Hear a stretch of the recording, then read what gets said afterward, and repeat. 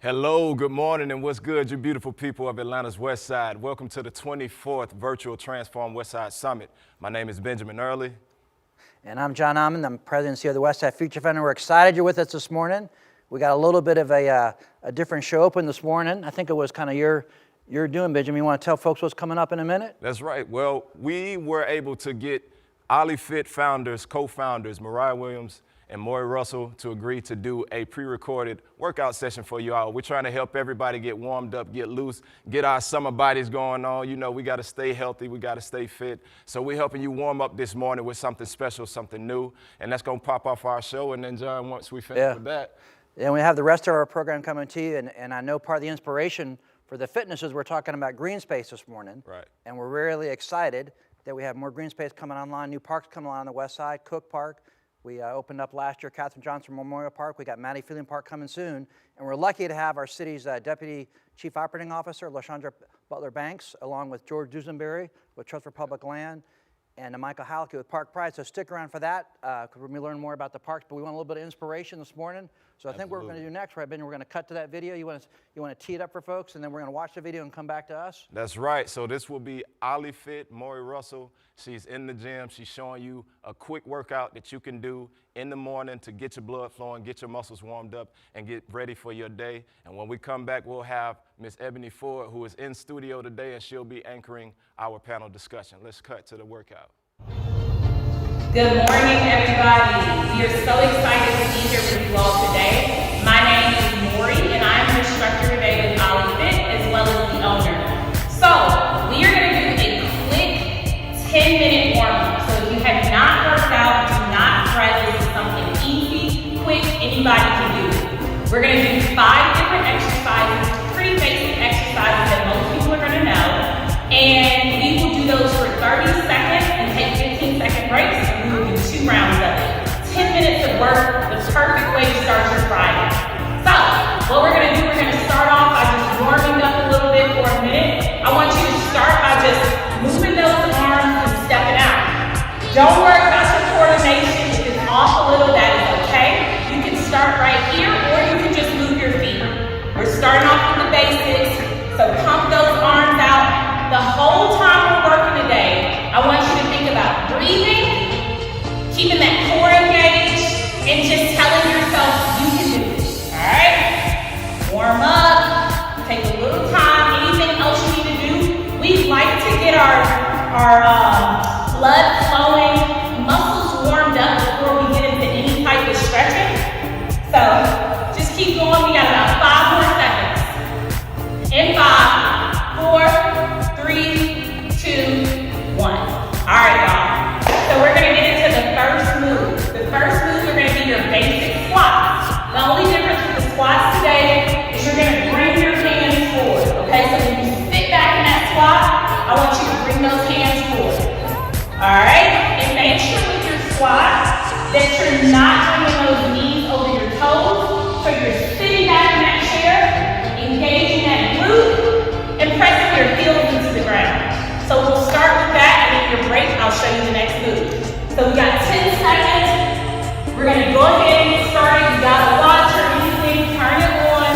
Remember, just get moving. So in 3, 2, 1, let's go with our squats. Sit back low. Good. We only got 30 seconds of this. Keep that core engaged. Yep, there you go. Good. Get to moving in your kitchen, your living room, your office, whatever you need to do. Good. Keep going. Make sure you're breathing. Good job, y'all. Good job. The hands are only going to help you. You can come here too. You can bring those hands behind your head, working the core a little bit more. In 3, 2, 1. Great job. Great job. Okay, take 15 seconds to breathe, rest. The next thing we got are our basic jumping jacks. Now, if you have any knee pain, I want you to just step out. All right? In 3, 2, 1. Let's go. Good. Get that heart rate going, y'all. This is how we start our Friday.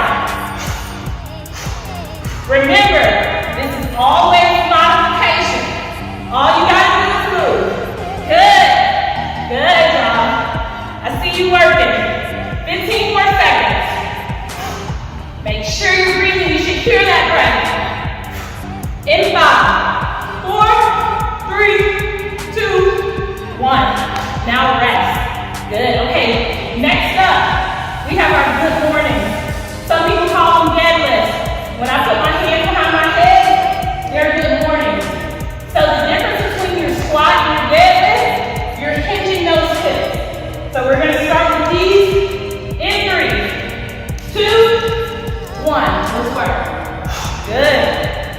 those feet pointed forward.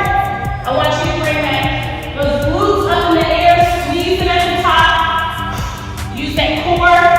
Good. Good job. Get to moving. Perfect. If you're watching, you should be moving. Good.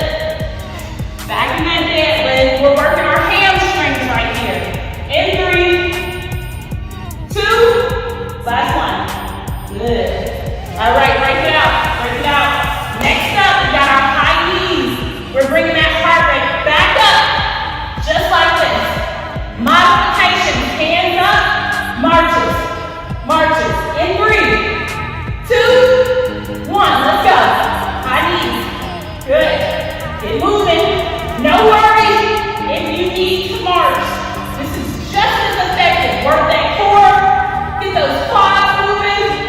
Good job. Yes, this is how you show up on a Friday. Keep going. Get those high knees. I want to see some of y'all working. Using all that effort. Going into a great weekend. In 5, 4, 3, 2, 1. Rest. Good job, y'all. We got one more exercise. Grab a mat, something to protect those arms, and we're going to come into that plank. So, with your plank, squeeze that booty in, tighten up that core, and hold. Hold. Hold. Now, if we want to intensify it, I want you to come down, come up. Come down, come up. Don't worry, you can just hold it right here, or you can come down and just hold. We got 20 seconds. Up, down, good. Keep that core in tight. Make sure those glutes are tucked in. Hold that plank. Hold, hold. In 5, 4, 3, 2, 1. And rest, y'all. Great job, great job. As you see, 5 easy moves you can do at home by yourself. You all can join us on Wednesdays at 6 p.m. We have a full body class. We include the weights. Friday, 8 a.m. we do a HIIT class. 30 minutes, high intensity work, similar to today. Know you can show up at any level. It's about moving, y'all. It's not about looking good, it's about feeling good. Woo! Good job, y'all. That was an amazing way to show up. We're gonna let that heart rate come down, and we're gonna do just a few stretches. You can actually start off right here. Take a few minutes just to take some deep inhales. Exhale out. Get ready for your work day. Ready for whatever you have ahead of you this weekend. All right, you can bring those legs together. Bring those arms up. Take a deep inhale. Exhale, come down. Y'all, it's so important that we stretch post-workout, okay? Making sure that we do a little recovery before we continue to move on. Good. All right, you can wrap that leg around. And I always say, during this time, if your body's telling you to do something else when it comes to stretching, listen to it. Good. Switch out those legs. Use that elbow to push that knee. Get a nice spine stretch. Perfect, you all. Now let's stand on up. And we're going to cross that right leg over and just come down. Do your range. Come down. Again, feel the back of those legs. Stretch out. You can just let that head fall down. All right, switch out those legs. Amazing job today, you all. If you did not do the workout, feel free to go back later when a time permits for you to get to it, okay? Do something this weekend that's going to be active or some self-care. All right, you all. Give yourself a round of applause. Amazing job, Westside Future Fun. We are so glad to be here. Ollie Fit. You can find us at www.olliefit.com.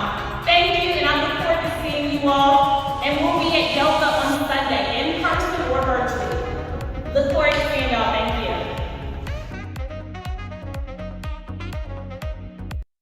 Hey, appreciate you. Miss Maury, got a Maury and chance, Mariah, shout out to Ali Fit. We appreciate y'all getting our blood flowing this morning, man. That's what we need. We need high energy going into the weekend. That's right, John. All right, well, thank you, Ali Fit. I know they also do their workouts outside when the weather's nice over at Historic Washington Park. So again, thank you to Ali Fit.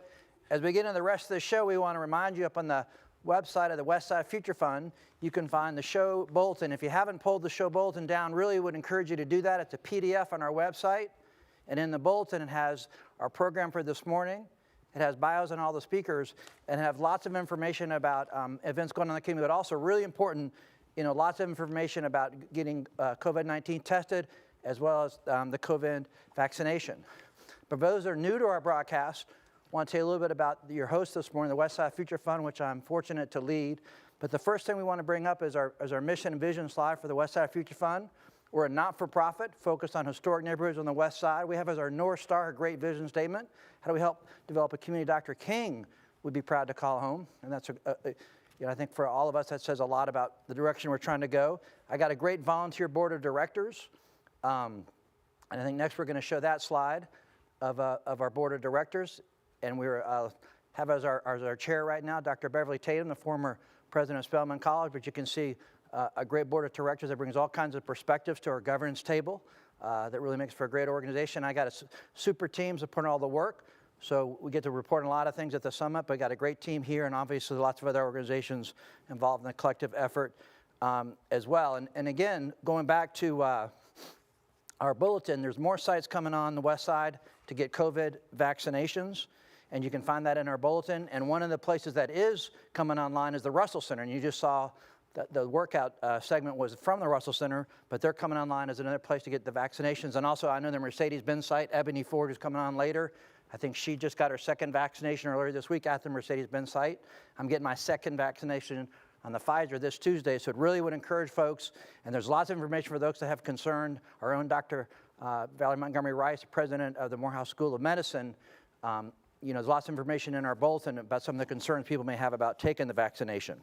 But we want folks to get connected in our show, Benjamin, right? That's right. Hopefully they've been working out, but if they want to get involved in social media. That's right. We are on Facebook, Instagram, Twitter, and YouTube. Be sure to go ahead and destroy that like button, that heart button, and make sure that you follow our YouTube channel. We got some great comments already, John, coming from social. We got somebody saying they were burning off their Chick-fil-A fries this morning watching Ali Fit's warm-up session. So that's good stuff, man. That's what we want to hear. Ali Fit, we appreciate y'all being a part of today's program. Looking forward to continuing that going forward. Yeah, no, thank you. We also, want to remind folks we have 2 gift card giveaways. So at the end of our show, if you have pre-registered for the show on our website, westsidefuturefund.org, we're going to draw a name that will be lucky enough to get a Home Depot gift card to go any Home Depot store. And we have also a second gift card thanks to Goodwill of North Georgia. So you go to any Goodwill store with this gift card. But we need you to have pre-registered with your name. So if you have not done that, you have time to go do that. So go to our website, pre-register, just put your name in, and 2 names will be randomly selected and read at the end of our broadcast. But I know, Ben, as we always do, we like to ground our Transform Westside Summits with a devotion. That's right. So you're going to tee up our devotion for us? That's right. And we are fortunate enough to have community members who look to be involved with what we do here on the West Side at Westside Future Fund. And so none other than the West Side's own Booker T. Washington's own Miss Valerie Williams. She is the president of the Atlanta Alumni Association for Booker T. Washington High School. And we are going to be rolling her devotion in a moment.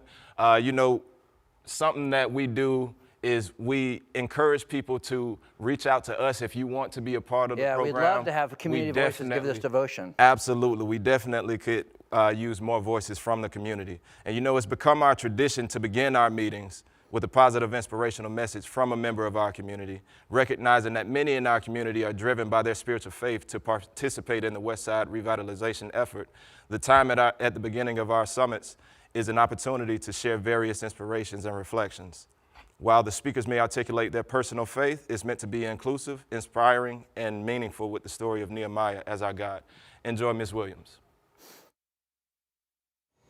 Good morning. My name is Valerie Williams, and I am the president of the Atlanta Alumni Association of the Booker T. Washington High School.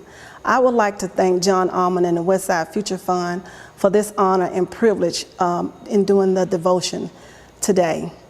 This morning I want to talk to you about Nehemiah, the book of Nehemiah, and the challenges that he had rebuilding the wall. First, Nehemiah didn't know that he had an issue in his city where he came from, and he was told that there was a problem. Then he asked for permission to go back to build his city. The other problem that Nehemiah had, he had opposition to helping to rebuild the wall. Nehemiah also was there to help the people and to ensure that the city that he had left was going to be rebuilt.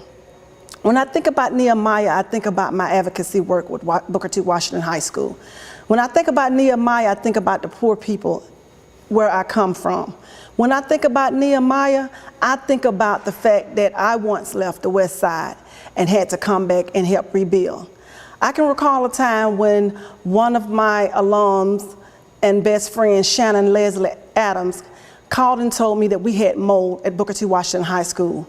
My soul would not let me rest until I ensured that our kids were able to do what they needed to do with their band uniform.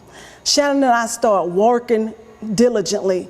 Shannon would go in the middle of the night, she would walk and drive, and we would get money from alums to help assist us in paying for band uniforms for the school. We advocated and we did a bulldog call to help our kids. And then when the call was heard by alums and it was heard by Tyler Perry. And we were able to get uniforms for our kids, for every student in the marching band. When that project was over, and I don't consider it as a project, I consider it a call for a need of action, a call for action, a call for us to come back and support the very school that had poured so many things into us, the call to come back and show where we are. Shannon and I continued our advocacy work through APS, and we were able to get Washington High School to be the first of many schools to come from being 3 schools back to 1 school. We also were able to get facilities work done, and we were able to ensure that Washington High was known to be a school of excellence. We were the first to be able to get our homecoming done at the Mercedes-Benz Stadium. But more than that, we did a call to action. I can remember being a student at M. Agnes Jones Elementary School, where I loved walking the grounds of Washington High School. You could hear the Marching 100 under the leadership of Dr. Bobby Jordan and Mr. Ward all through Hunter Street, which is now known as Martin Luther King. I knew when I was a student at M. Agnes Jones that I wanted to be a part of Washington High School, where we used to call it Wadena High. I can remember vividly walking from M. Agnes Jones, being a part of looking through the fence just to see the band come out the hole. Washington High is not a place where we just matriculated and graduated. It's a place that took care of us. It's a place where we were told that we were going to be someone someday. I can remember Dr. Collins, I can remember Mr. Hart and Mr. Winfrey, Mr. Salters, instilling in us who we were, that when you came to 45 White House Drive, that you were somebody. I can remember when we being able to graduate from eating lunch from the main cafeteria to the satellite cafeteria. I can remember when you were hungry and didn't want to eat the cafeteria food, you would go to D&W and get a split and come back to the school. You may have gotten in trouble with Mr. Salters, but those are the people who took care of us, who ensured that we were loved and that we were educated. So with Nehemiah, there have been oppositions to us helping rebuild this wall. But like with anything, we know that the task will be done. We know that we will not stop and we will not be defeated, because Booker T. Washington High School was built on opposition. In 1919, the black people had to pay poll tax and under the threat of violence to build Booker T. Washington High School to become the first high school for black kids in the Southeast. We know what opposition is because we were told that they would not build a high school, but we had to use the power of vote to ensure that that was done. And just now, as in 2020, we're still having to use our power and to strategize our power to vote to get what we need for our kids and the students of Booker T. Washington High School. So I come to tell you today that just like Nehemiah, our plight is still never ending. We must ensure that the legacy and tradition of Booker T. Washington High Schools continue in a traditional manner. I can recall when I was in high school that Lily B. Peters saw something in me that no one else saw. Until this day, she still sees things in me that no one ever sees. She pushed me, as so did so many other educators. She poured into me. She paid for things that my mother couldn't afford for me to attend Booker T. Washington High School and anything that I wanted to be in the school. So I come to tell you, and I come to ask you about the call, the answer to the call. Will you answer the call? Because we have so much work that needs to be done. And I'm proud to be a Washingtonian. I'm proud that I matriculated at 45 White House Drive. So when people say, why is it that people love this school so much? Why is it that the alums come back? Why is it that they protect this school? It's because people have been coming to this school. Generations have been coming to schools. The likes of Martin Luther King, Pearlie Dove, Lena Horne, Louis Sullivan, Michael R. Hollis matriculated at the school. So when we say we bleed blue and white and one cluster, one family, we mean it. When we say that there is no other place that we would have rather graduated than Booker T. Washington High School, we mean it. So what is your call to action? What are you called to do? We are called to ensure that Booker T. Washington High School will forever remain the alma mater and the great institution in which we matriculated and so proudly graduated. I am a Booker T. Washington graduate of class of 1982, and I bleed blue and white. Wow, Ms. Williams, thank you for that powerful message. I know Waukesha Howe and Sherry Belil and all the parent Avengers were going crazy with love while you were speaking. We appreciate all of you. And like I said before, we definitely look to include members of the community in everything that we do. One of our mottos here at Westside Future Fund is to do with the community, not to the community. So if you want to be a part of the program, we would love to have you on. If you want to deliver the devotion and so on, we would absolutely love to have you on. Just send us a message, a DM, you know how we do, an email, and we'll get you on the show. But right now, I just want to say thank you to Miss Ebony Ford for joining me in studio. Thank you. Yeah, I know this is appreciate it. Appreciate being here. I'm Yeah. happy to be back. It has been almost exactly a year, right? Almost exactly. So yes, I'm getting myself warmed back up Right. for being in the studio. I was working out a little earlier just with everyone else. So yeah, we're ready to go. Look, and watching Maury Russell's Ollie Fit video Yes. this morning, it got all our Absolutely. blood pumping right now. So everybody in here sweating low key, but it's all good. It's We're good. gonna Our dry it blood's off flowing. for you. Absolutely. But what we do is we have our, well, you know this. Yes. You've been part of the show. What I'm Yes. talking about, Yes. what we do. It's time for our social check-in, y'all. It's time for our social check-in. So whether you're watching on Facebook or whether you're watching on YouTube or what have you, go ahead and tell us where you're coming from. Tell us what neighborhood you hail from, you know, your connection to us. Yes. Just say good morning. Say, you know, whatever it is that's on your spirit that you want to share with the community Absolutely. today. We are absolutely happy to hear from you, and we want to stay engaged with you. So be sure to go ahead and, like I said, destroy that like button, share it with your folks online, leave a comment, just stay engaged with us. And Ebony, I know that we have an incredible panel discussion. Incredible. We Coming have up. some heavy hitters coming up here. That's we right. have Miss LaShondra Butler-Burks. We have Mr. George Dusenberry, Mr. Michael Hallecky, and a little bit about their bios, just a brief overview. Again, Miss LaShondra Butler-Burks is the Deputy COO of the City of Atlanta. She is an Atlanta native.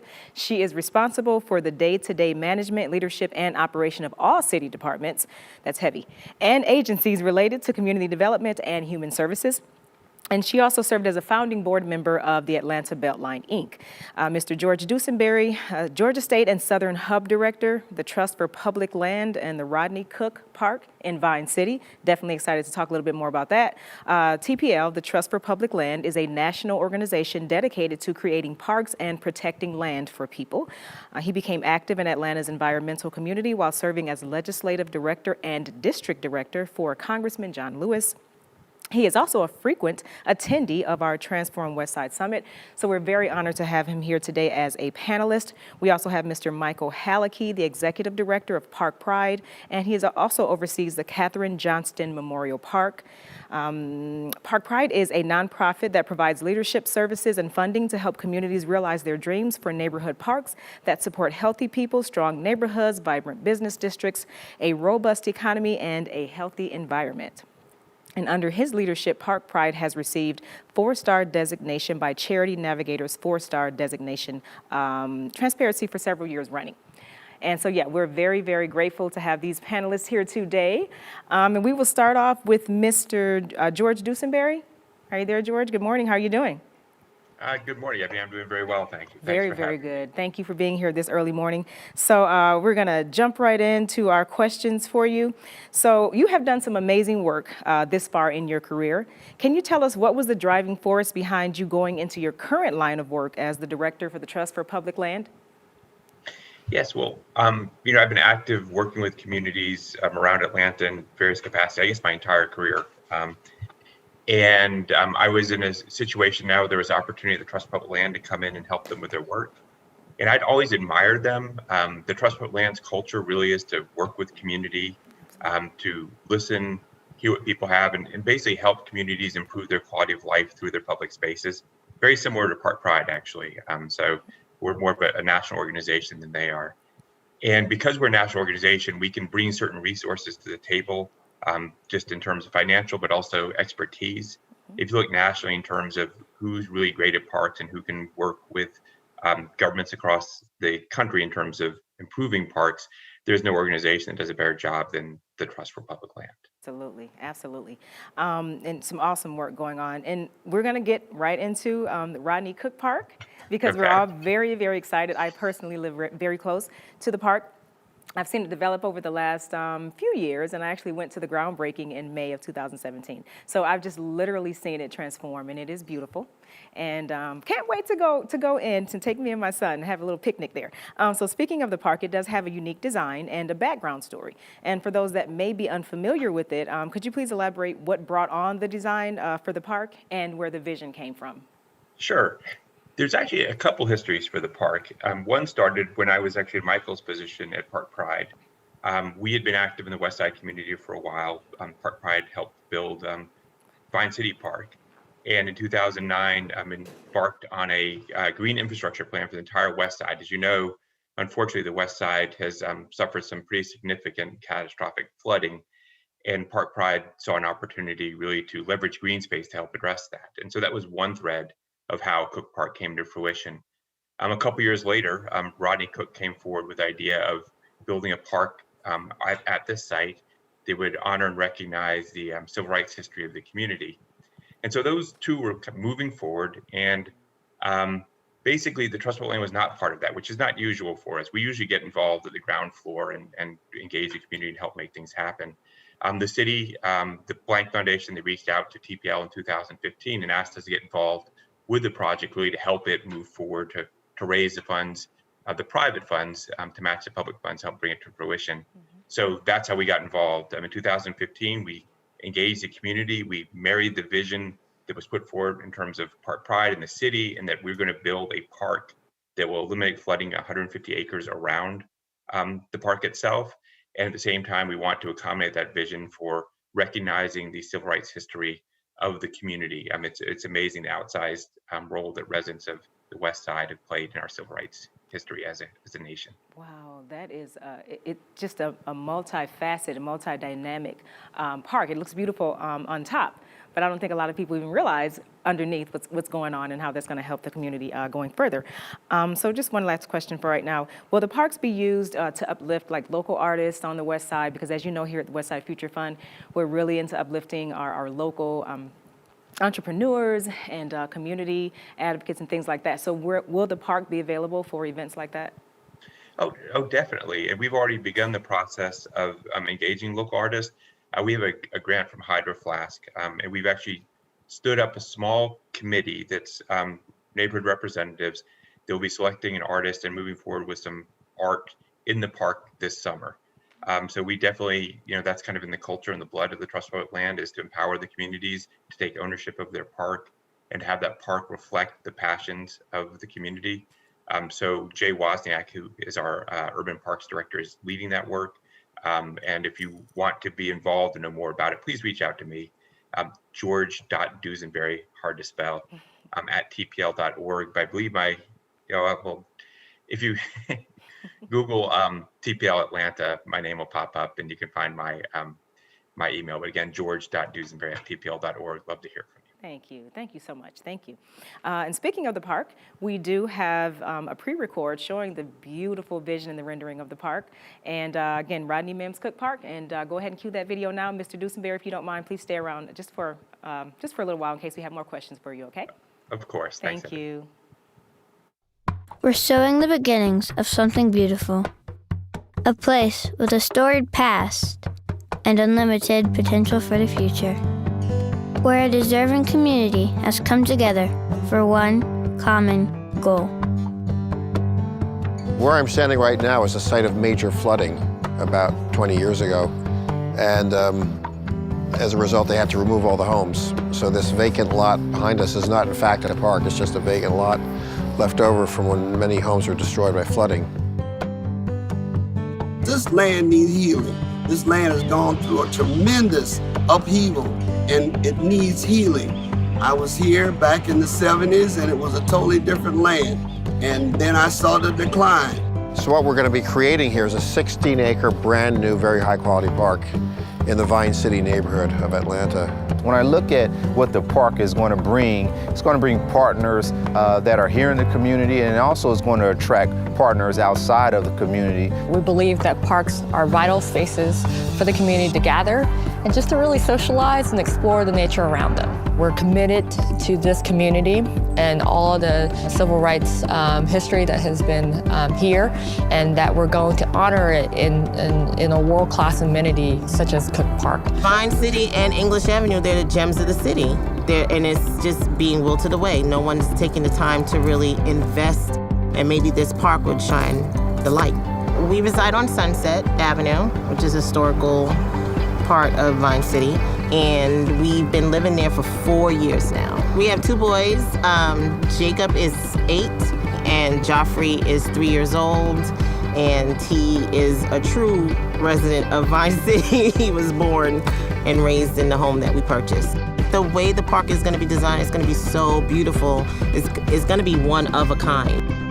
Showing how community and business get together and form a wonderful project where the epicenter is a vibrant place where people gather, people enjoy, and people tell stories. Because what we want to do is tell a story. This park can tell the story of the community. This park is one of the largest park projects the Trust for Public Land is doing anywhere in the nation. And it's going to be really a big deal for this neighborhood. We're showing the beginnings of something beautiful. Won't you help us make it happen?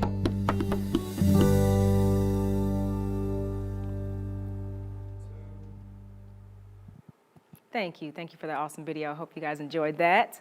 I cannot wait for that park. I'm especially excited about that one. And moving right along in our panel, up next we have Mr. Michael Halicki. Michael, how are you doing this morning? I'm great. Glad to be with you. Very glad to be with you. Thank you so much for being here in this early morning. Just a minute, I'm so sorry. Okay. So we're going to jump right into your questions. So what programs does Park Pride provide local communities whose green spaces you have already helped to develop? So much like George described, we like to work with community, and our programs, we've been around for 31 years. And as George mentioned, we're a locally based nonprofit. So we've been active in the city of Atlanta for the past 3 decades as the nonprofit parks partner.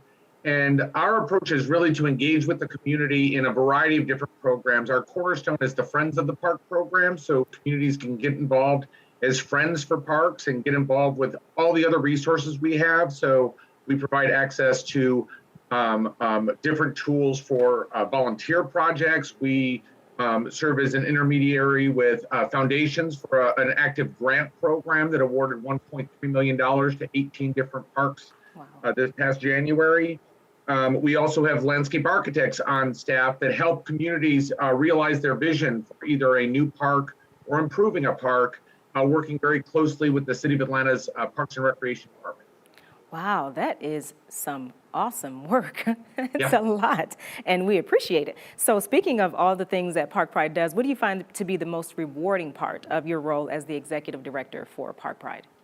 So I share with folks, I've been at Park Pride for 7 going on 8 years, and the reason that I have stayed is not because of my time spent behind a computer screen, but actually getting out into the parks, getting to meet the community and getting to understand the unique character of all the different communities throughout our city. I've become somewhat of a fan through experience of going out and seeing all these neighborhood parks and nature spaces and things like that. I would encourage folks to follow me on Facebook, where I share with folks different places that you might want to go with your family. But I would say it's a combination of the people and the places that I've been able to find just a riches of both people and parks in our great city. Absolutely. And just a different type of question, what challenges do you typically or even sometimes face when trying to implement green space in certain neighborhoods? Well, I would say that one of the things that's important about Park Pride is our general way of working with folks is when communities come to us. And oftentimes they come to us not because they have a great idea, it's because they have a problem and they're wondering if we can be helpful in figuring out ways to get beyond that. And so I find oftentimes getting into that groove where we're not, folks aren't either apathetic or defeatist to think we can't do anything, or on the other side that they expect things to happen tomorrow. And there's kind of a sweet spot between those two. I often say with community groups who hear no or are told no, but hear not yet are those that prevail over time. And so I find that one of the challenges is just to figure out that way to channel that interest, and in some cases that frustration over kind of why aren't things different than the way they are. But if we can figure out ways that people could be part of the change they wish to see, I think we're a great partner to lift up community and to give them support. Yes, absolutely. And speaking of lifting up a community, the Katherine Johnston Park that your organization is responsible for, we actually have a pre-record, and we're going to show that now. Michael, if you don't mind, stick around again. As I told George, we may have some questions for you later, but go ahead and please cue that video. Love to. Thank you. Thank you.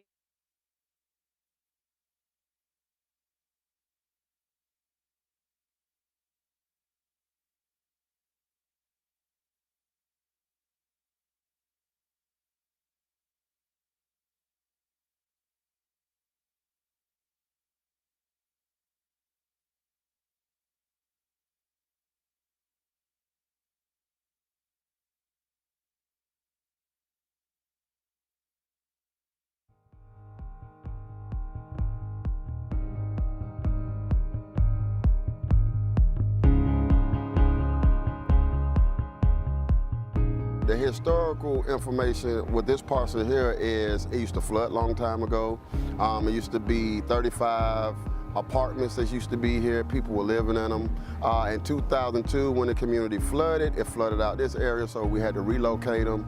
And over time, we had to do some demolition.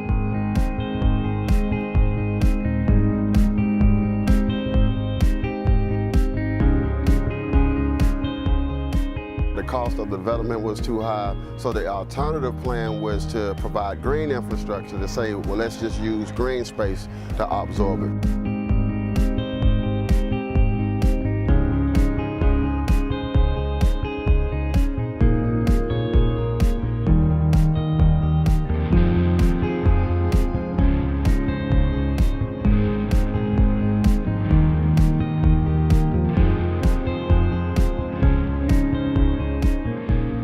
Park Pride has always reflected one of our core values of the foundation, which is listen and respond.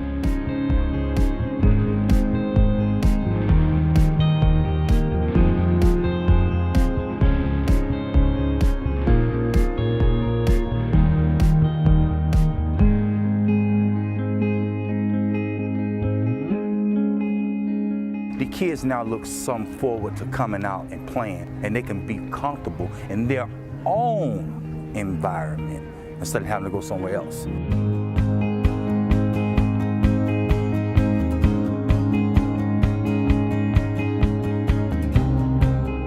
Not only is this park capturing stormwater and reducing flooding and improving water quality for Proctor Creek, but it has really realized a myriad of benefits for the surrounding community. You know, parks are not only beautiful spaces to spend time in, but they also provide the surrounding neighborhoods with all the benefits that come with access to nature. They provide economic revitalization for the surrounding community, and what we see here today is they really give a community something to be proud of.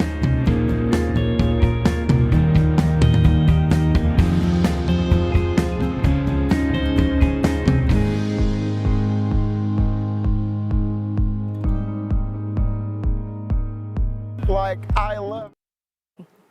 That was awesome. I like that.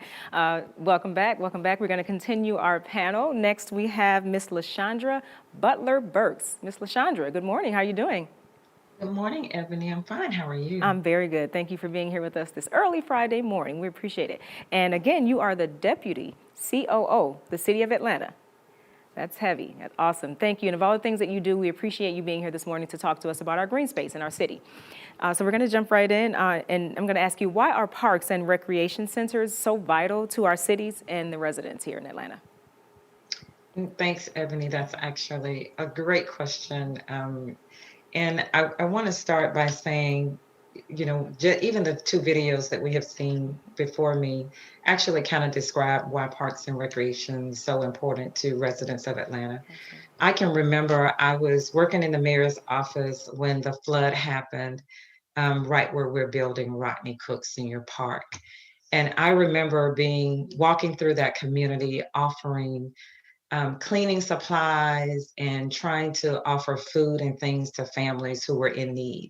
So many volunteer opportunities that we helped to organize with local churches and nonprofits to really try to help those families as much as possible. And then to look now and see what it has become. What was once a place of hurt will soon become a place of fun gathering for families and friends, a place to celebrate our history, and a place to just have fun as a green space. So the City of Atlanta is always excited when we have opportunities to partner with organizations like Trust for Public Land and Park Pride to take some of our space in our city and make wonderful, wonderful green spaces out of it. So we're just excited. So I will say that those are perfect examples, and Katherine Johnston Park are just perfect examples of why parks and recs are so vital to the residents of Atlanta. But I can also say that during this pandemic, we have seen even more why it's important. Parks and Recreation is in the process of completing a master plan, which I hope we'll get a chance to talk about a little bit later. And in one of our surveys, what we found out is that 84% of our residents who took the survey said that parks and green space and recreation centers are more important to them now than they have ever been before. They have been outlets for people to be able to go to in this pandemic. And we have seen that people have discovered parks that they have never seen before in this city. And so we're just excited about it. And as it relates to our recreation centers, I often tell our Mayor Keisha Lance Bottoms, that during this pandemic, she has just turned us into a social services city. So our recreation centers became a vital part of the Atlanta community during this pandemic, where we have been serving meals, breakfast, lunch, and dinner to youth and their families within the city of Atlanta. We've also opened small learning pods where children can come and engage in online learning in their schools within Atlanta Public Schools. And this past summer, we offer virtual Camp Best Friends, which was extremely successful. So there are just so many reasons why parks and recreation are vital to the city of Atlanta, and I'm just glad to be a part of it. Absolutely, absolutely. We so appreciate your work, because living in a very urban city such as this, sometimes you do need that escape, just to a nice, natural green setting. and it's very vital. Not to overuse the word, but it certainly is. Activate ATL is an equity-focused initiative, and can you tell me a little bit more about that? Sure. So Activate ATL is actually the Parks and Recreation's 10-year master planning process. And so we thought that this was just a better time than ever for the Department of Parks and Recreation to embark upon a master plan, just trying to figure out what will our green space look like over the next 10 years, as well as our recreation centers. And in all of the master planning that's been done in the city, this is the first time where we've actually done it for parks, the green space side, as well as looking at recreation and our programming side. So we're excited to have this master plan coming online for both sides. You know, our mayor has, we often talk about One Atlanta. If you hear the mayor talk, we always talk about One Atlanta and making sure that Atlanta is a place of equity across all departments, across all parts of the city. And so we're just excited that our green space and our recreation centers are looking ahead as the city continues to grow and as we look at making sure that it is an equitable city and one that really represents One Atlanta.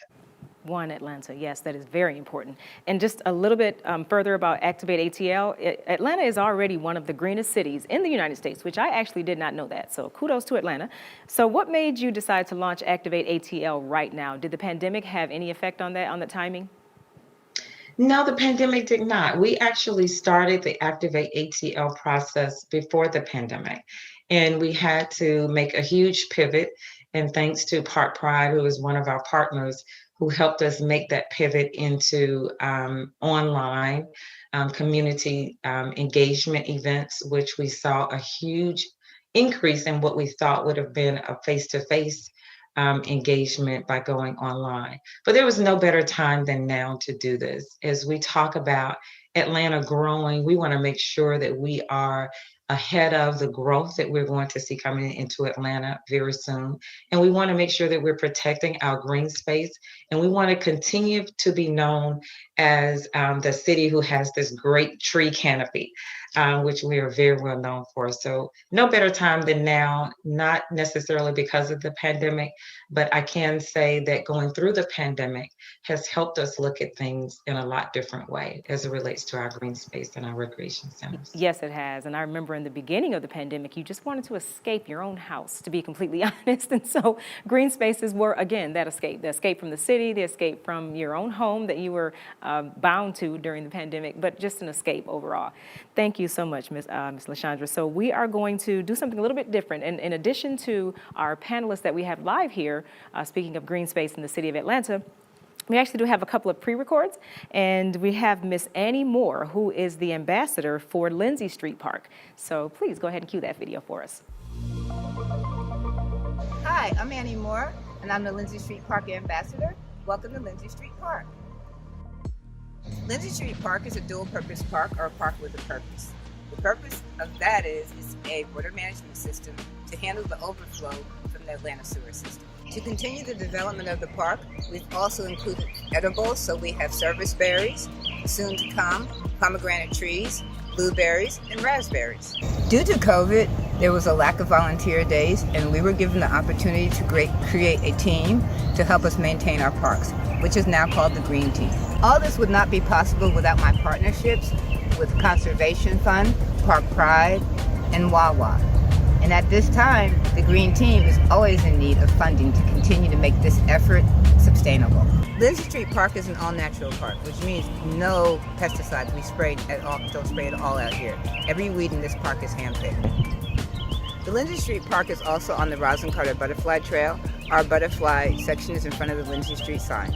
Through the Conservation Fund, we were given the opportunity to hire 5 residents between English Avenue, Vine City, and the AU Center, pay them a livable wage of $15 an hour from late winter into early spring. Absolutely, that's an awesome park. Awesome job, awesome work. Thank you, Miss Annie. So we're back for a few questions, a couple of extra questions. LaShondra, thank you so much for sticking around. I did actually forget to ask you too, so thank you for still being here. We'll start with you, George. Let's see. Does the Cook Park, or will the Cook Park, since it's not quite open yet, and other trust land parks in the neighborhoods like ours have curfews that will be in place? So we're the trust for public land. So at the end of the day, we always work with a city partner, and the city of Atlanta has been a wonderful partner here with Cook Park. And when it becomes a city park, it will be subject to the same rules and regulations of all city parks. Gotcha. Traditionally, they're open till 11 o'clock, and I think they open at 6 o'clock or sunrise, one of the two, but I think it's 6 o'clock in the morning. Okay. So there would be a curfew. People should not be in the park between 11 at night and 6 in the morning. Which I think is a good idea. That sounds good. And also, what are some safety measures that you will have in place in the park surrounding the pandemic, but not just that, just general public safety? What kind of safety measures? So we kind of built public safety into the design of Cook Park. So number one, you can see into the park from pretty much anywhere around it. So eyes on the park is one of the best ways you can ensure safety in a park. If there's one thing that criminals hate, it's witnesses. And there can be a lot of witnesses to everything that's going on in the park. We also worked with the Parks Department and with the Atlanta Police Foundation, and we have installed 2 cameras in the park, one located near the playground, one located near the fitness center. And these are 360-degree cameras that are tied into the VIC, the Video Integration Center that APD has downtown. So again, we have real-time ability for APD to look into the park. And then a big thing also is that the Atlanta Police Foundation, APD, and the Westside Future Fund partnered to have police housed in the parks, and not in the parks, excuse me, in the community, Vine City and English Avenue. And as part of that commitment for their housing, they agreed to attend neighborhood associations, walk the community. So you should see just in general an enhanced public safety presence in those 2 communities because of that partnership. Absolutely. And George, I do have a question. This is actually a personal question. I'm sure a lot of our audience would like to know as well. And I couldn't leave without asking. So we're all very excited about the park. And I actually subscribe to the newsletter for capital projects from the Department of Watershed Management. And I got one yesterday that said the Proctor, like the sidewalk infrastructure is completed. It actually also says the park is completed.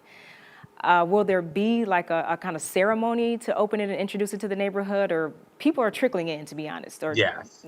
So I'm going to answer this. I think LaShondra probably should chime in too. But the park is an incredible collaboration between the city and Trust Public Land. It's incredibly integrated.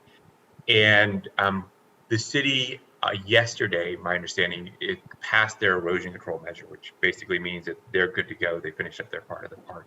Nice. We still have some areas where we're literally waiting for the grass to grow enough so that we can pass our erosion control inspection, which is extremely frustrating. Yeah. At that point in time, we would hand it over to the city. And I know the city wants to have an opening to bring the community in, but we're all trying to figure out how to do that within COVID. So our hope is that we will pass our erosion control inspection next week or two, at which point in time we would hand the park over to the city, and then there would be, the city would then work with the community and figure out when they would open it. And I don't know if LaShondra has anything more to add to that, but literally we're watching grass grow, and I will say after 5 years, it is an extremely frustrating position to be in, but the grass is growing. Well, we appreciate the work, and I see it happening every day, so I do know that we're getting done. You guys are getting done. LaShondra, did you have anything for as far as the Rodney Cook Park? No, I think George pretty much answered it. Once we finish everything that gets it to a space of really being prepared to be open, I know it looks like it's ready, but there are still just a few little things that we need to finalize before we have an opening. But as George said, we will work to make sure that we have a fitting opening ceremony, even in this COVID environment. Absolutely. You guys just made it too beautiful. It's just irresistible. You know, it just looks really, really good. So thank you. Thank you for that update. We appreciate that. And for Michael, how do you all typically partner with the local neighborhoods and communities to develop the unique parks for them individually? So the way that we typically work is community members come to us. So there was a comment earlier about the idea of with the community, not to the community. And so Park Pride's approach is really to engage with communities who want to get involved with their parks. And on a larger scale, George alluded to the efforts that we had to come up with a series of interconnected parks that would address some of the flooding issues on the west side that happened back in 2010. And that was a community-driven process. And since that time, we also have been working with communities doing park visioning plans to develop these new parks. So the Friends of the Park program is something for existing parks for folks to get involved, but also the visioning program has been a way to develop a community steering committee to help to advise a park that both meets the city's needs and addresses some of the issues like stormwater and flooding, but also addresses those great amenities that people have where that park becomes that back porch of the community. Nice, very nice. And just to finish up, what are some main goals you have for Park Pride to kind of finish before the end of this year, 2021? So one of them specific to the West Side is Maddie Freeland Park. So we have been helpful in working with the Friends of Maddie Freeland Park, and I think we're going to hear from Billy Walker in just a minute. We've helped to support efforts to build out that park, which is kind of an interesting story where initially it was kind of a makeshift park where it was land that was not owned by the city, but the community had permission to use that space for gatherings. They had movie nights, and I was approached by someone who asked how they could take this makeshift park and turn it into a real park. So we've been working on this for a number of years. If you go over there and check it out, it really has come together where it looks like a real park. The cherry on top is a really amazing playground that we're actively helping to support the community and helping to bring that to fruition. So that's a good example there. I also will mention supporting Activate ATL and the efforts with the city for the comprehensive plan. We have our Parks and Green Space Conference on May 4th. The theme is the new case parks. And so I would encourage folks to check out on our website and get registered. If they want to figure out ways to get engaged. This event typically happens at the Botanical Garden. Right now it's virtual, but we would love to have a strong showing of folks that are here today to show up to learn more about us and to get involved with Park Pride in the year ahead. Absolutely, absolutely. And thank you, Michael, for that segue. We are going to hear from Ambassador for the Maddie Freeland Park, Ms. Billy Walker. So please stick around. We're going to have a surprise question for you all. It's not going to be hard. It's an easy question. It's a fun question. Actually, I'll give it to you in advance. You can start thinking of your best favorite park memory. All right. So go ahead and cue Ms. Billy Walker, and we'll come back to get an answer for that question. Hello, my name is Billy Walker. I am the park ambassador for the Maddie Freeland Park. I live in the English Avenue community, and I have been a resident for over 14 years. Over the last couple of years, this space has just been open, and we brought things into this environment to have an ambiance for the community and a festival-like atmosphere, like Splash Pass and Bounce House and other things. That activity will remain, but you'll come to this space in a couple of months and it'll be totally different. All of this behind me, it'll be a gazebo, a walk-up sidewalk with a grill.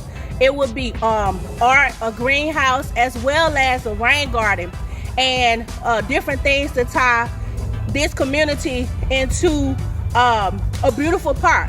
We will have activities that's been situated through the Conservation Fund, as well as still some open space.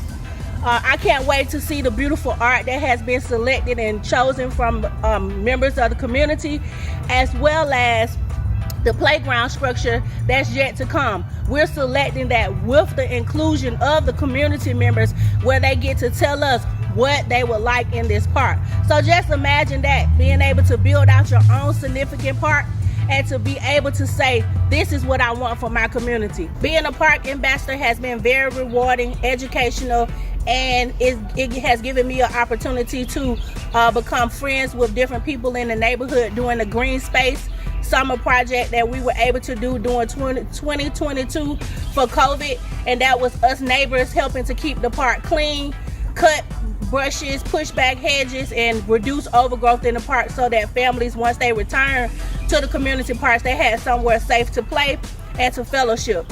Now, over the last couple of months, we've kicked off a fundraiser here, or started the planning process to kick off a fundraiser for the Maddie Freeland Park.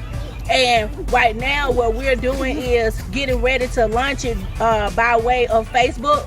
So if you have a moment and you would like to check out our page, stop by Maddie Freeland's Facebook page and take a moment to check out some of the pictures and activities that we've done in the past. And don't hesitate to drop a donation. I'm so excited for our future park. Can't wait to see what we'll be to come for 2022. And the first day we get to do the ribbon cutting, you'll see me out celebrating and sharing the ambiance with the community. I can't wait. I'm so excited.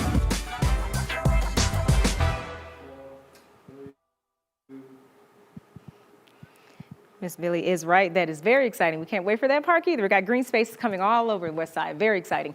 So the question that I asked you, your favorite park memory. Let's start with George. Can I hear that from you? Sure. And yeah, I'm unmuted. So it's interesting. I've been involved with parks professionally for a really long time, but my park memory that really sticks with me is when I was just out of college and living in New York City and making about $12,000 a year.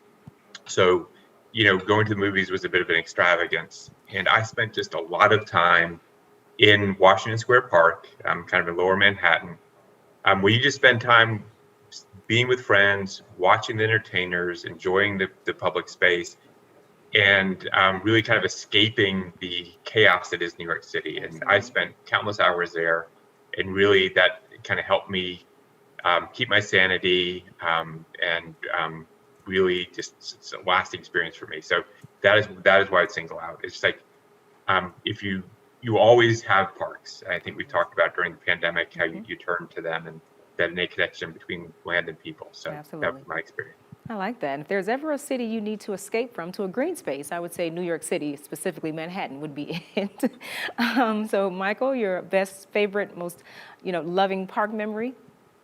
Well, it's been interesting as we've been in this conversation. I've been thinking about my journey over the past 7-8 years at Park Pride.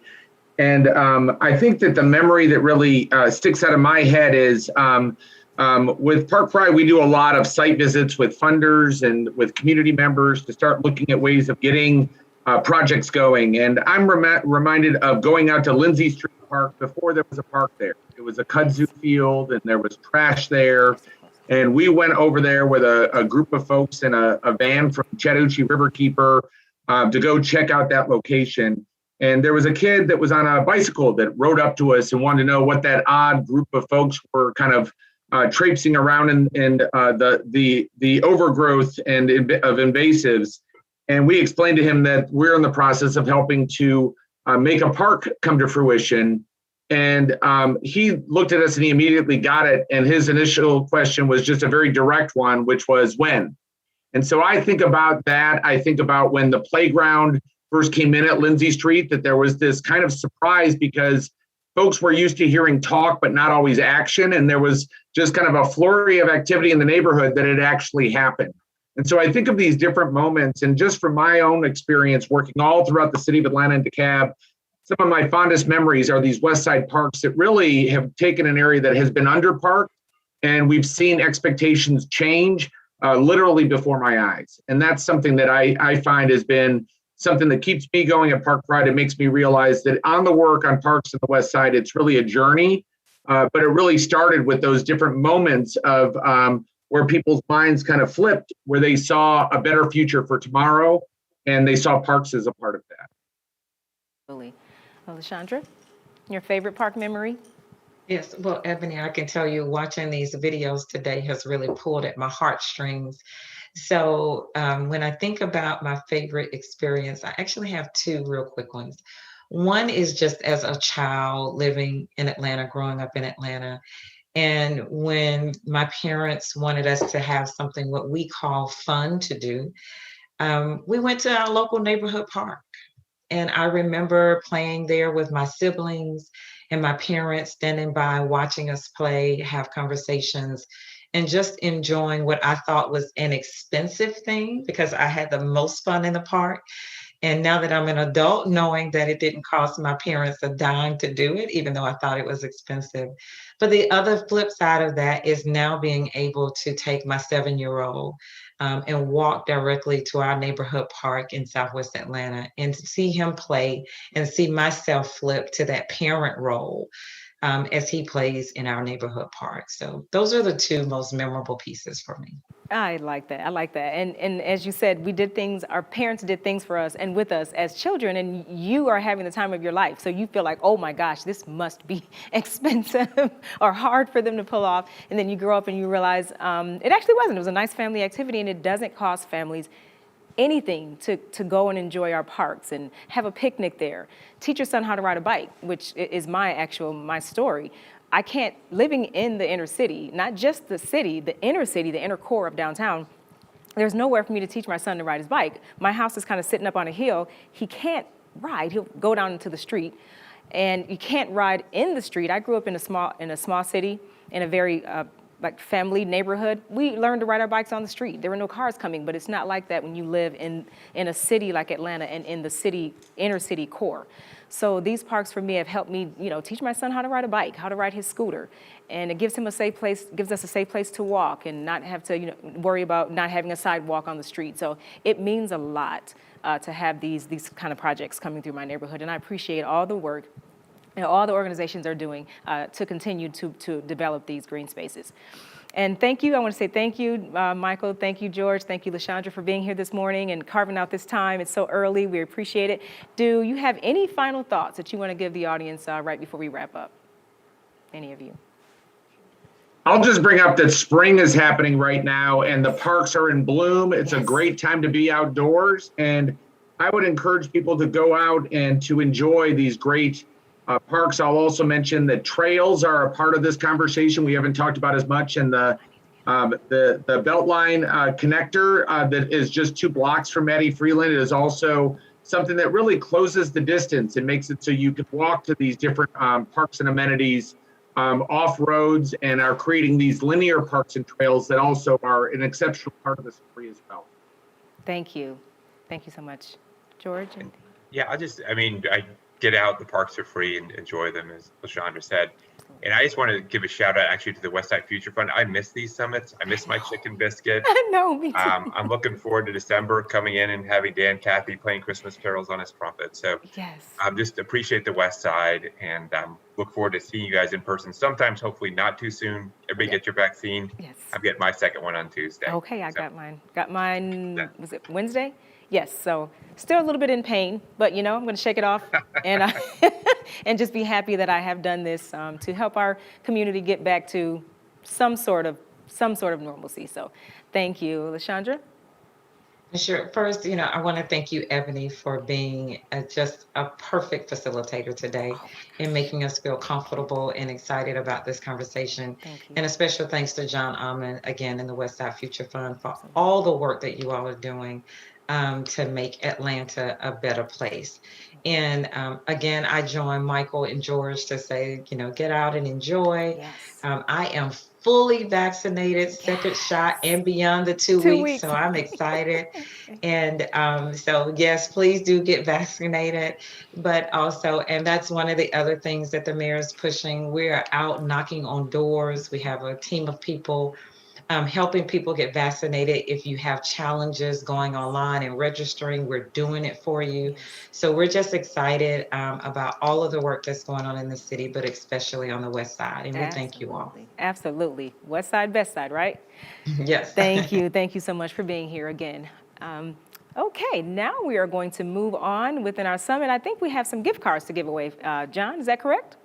We do have the gift card winners. I want to say also thank you to LaShondra and George and Michael and you, Ebony. You did a great job with our panel discussion. I live in Vine City, and I'm really excited about Cook Park coming online too. It looks great.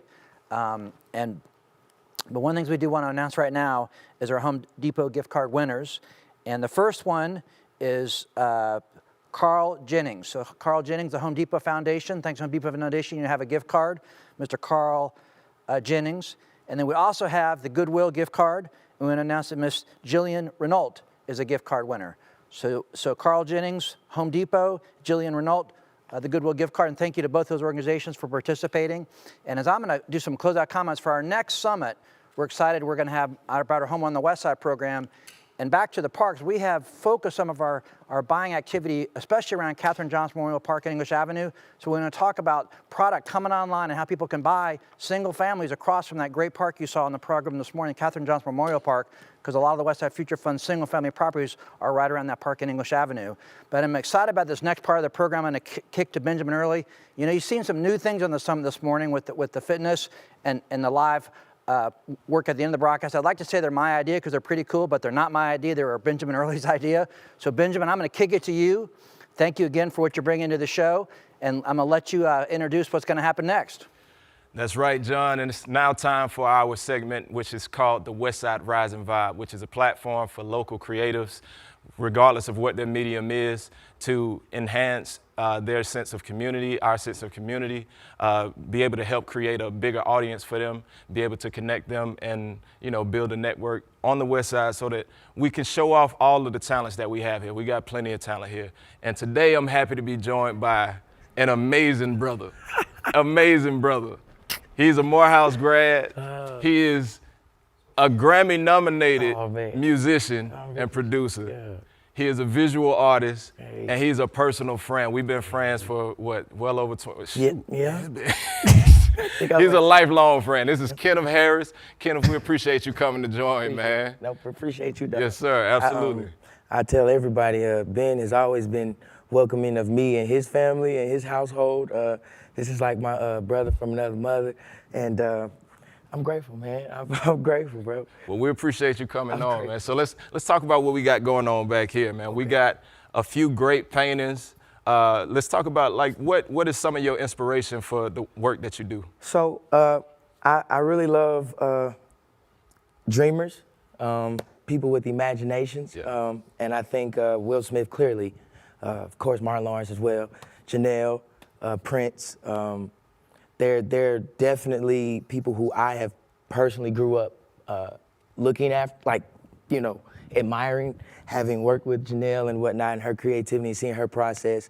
So I try to use my artwork as kind of like an ode to creatives themselves, just kind of my way of saying thank you. This one in particular are my god kids, and I actually met their godfather through Ben, you know. Nehemiah. Nehemiah. That's our boy. I was like 8, and my grandmother let me go outside, and they were outside playing basketball, doing flips in the yard, and I just sat on the car and watched. But I just wanted to, you know, that was a big thing for me, just knowing how things really manifest over time. And, but, and also I just wanted to kind of work on, you know, the latest angel in, you know, our society, DMX, a legend, often misunderstood. You know, I like, you know, tapping into those people, the Dave Chappelle's, the Nina those types Simone, of artists, right? So we wanna get you into it. We know you got a live demo that you're gonna show us here. So just sort of talk to us and walk us through what you do and show us your process in real time. Okay. You gonna still talk to me? Yeah, I can talk to you, man. Let's chop it up, bro. This fam right here. I can talk to myself. Let's chop it up. I'm an only child. I can look. So let's talk about, like, how do you go through your process? And as you're watching, we've got a backdrop of some time lapses of some more complete paintings that Kenneth has done. And so you'll be able to see Martin and Coretta in the background and some other folks who he's painted. So, and he does do commission work. Yes. You can visit his website, Art by Kenneth. Yes. And we'll have it up on the video. But let's walk us through just, you know, your process through getting through the painting in our best West Side appropriation of Bob Ross. You feel me?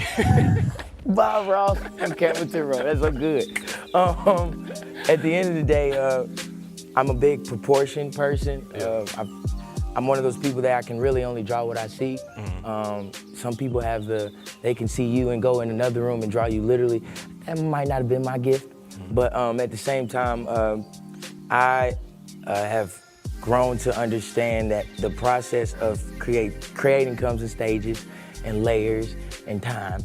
And so this is one of those things where I've yet to figure out how long is the average. Yeah. Because some of these paintings you might see, I literally might, a week from now, do something else to it, you know? And I think creativity really doesn't stop.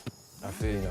Well, let's see what you do, man. Okay, Touch all right. Talking work, multitask, we can do it. You just gotta talk to me, man. I told you, Bob Ross be talking and painting same time. Let's do it. So at the end of the day, you see is some black paint and some white canvas.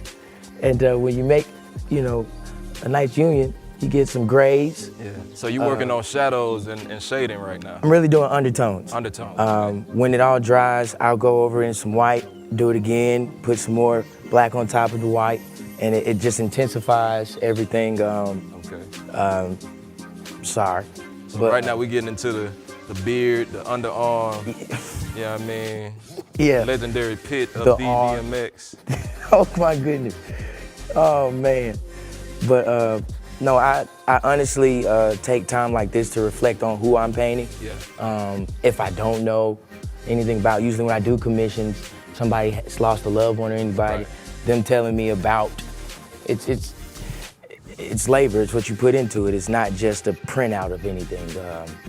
And I've really tried to get some of my friends and my family to understand when it comes to art, it's really priceless. Yeah. And it's just the time and the sentiment and what it means to you.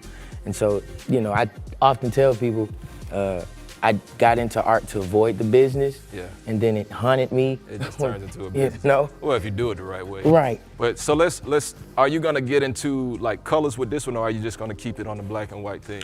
Honestly, I'm not sure.